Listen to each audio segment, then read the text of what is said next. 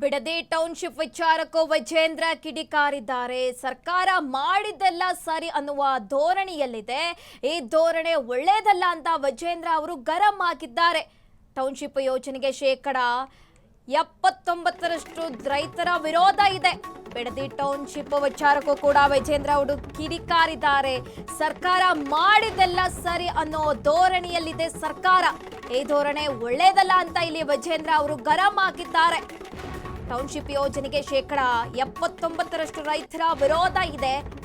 ಸರ್ಕಾರ ರೈತ ವಿರೋಧವಿಲ್ಲ ಎಂದು ಸುಳ್ಳು ಹೇಳ್ತಾ ಇದೆ. ಇಲ್ಲಿ ಡಿಕೆಶಿ ಸಿಎಂ ಆದ ದಿನದಿಂದ ಟೌನ್ಶಿಪ್ ಬಗ್ಗೆ ಆತುರದಲ್ಲಿದ್ದಾರೆ ಅಂತ ಕಿಡಿಕಾರಿದ್ದಾರೆ. ಟೌನ್ಶಿಪ್ ಬಗ್ಗೆ ಮುಂದಿನ ಅಧಿವೇಶನದಲ್ಲಿ ಚರ್ಚೆ ಮಾಡ್ತೇವೆ ನಾವು ಅಂತ ವಿಜೇಂದ್ರ ರಿಯಾಕ್ಟ್ ಮಾಡಿದ್ದಾರೆ ಮೈಸೂರಿನಲ್ಲಿ.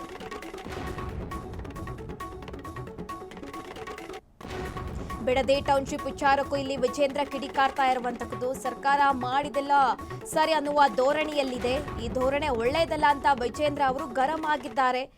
ಟೌನ್ಶಿಪ್ ಯೋಜನೆಗೆ ಶೇಕಡ 79ರಷ್ಟು ರೈತರ ವಿರೋಧ ಇದೆ ಅಂತ ಮೈಸೂರಿನಲ್ಲಿ ರಿಯಾಕ್ಟ್ ಮಾಡಿದ್ದಾರೆ ವಿಜೇಂದ್ರ.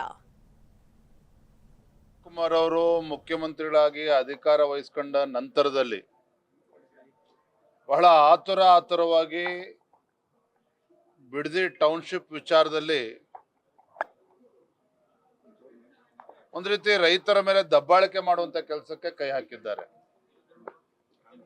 ನಾನು, ನಮ್ಮ ವಿರೋಧ ಪಕ್ಷದ ನಾಯಕರು, ಪಕ್ಷದ ಮುಖಂಡರು ಕೂಡ ನಾವು ಕೂಡ ಭೇಟಿಯನ್ನು ನೀಡಿದ್ವಿ. ಒಂದು ಕಡೆ ಸರ್ಕಾರ ಹೇಳ್ತಾರೆ ಶೇಕಡ 80ರಷ್ಟು ರೈತರು ಬಿಡದಿ ಟೌನ್ಶಿಪ್ಗೆ ಅನುಮತಿಯನ್ನ ಕೊಟ್ಟಿದ್ದಾರೆ ಅಂತ ಹೇಳ್ತಾರೆ. ಆದ್ರೆ ವಾಸ್ತವಿಕ ಸತ್ಯ ಏನಪ್ಪಾ ಅಂತ ಹೇಳಿದ್ರೆ ಶೇಕಡ 70-80ರಷ್ಟು ರೈತರು ಇದಕ್ಕೆ ವಿರೋಧವನ್ನು ವ್ಯಕ್ತಪಡಿಸ್ತಾ ಇದ್ದಾರೆ. ಕೃಷಿ ಚಟುವಟಿಕೆಗಳಿಗೆ ಪೂರಕವಾಗಿರ್ತಕ್ಕಂಥ ಫಲವತ್ತಾಗಿರ್ತಕ್ಕಂಥ ಜಮೀನನ್ನ ಕಸ್ಕೊಳ್ಳೋಕೆ ಹೊರಟಿದ್ದಾರೆ.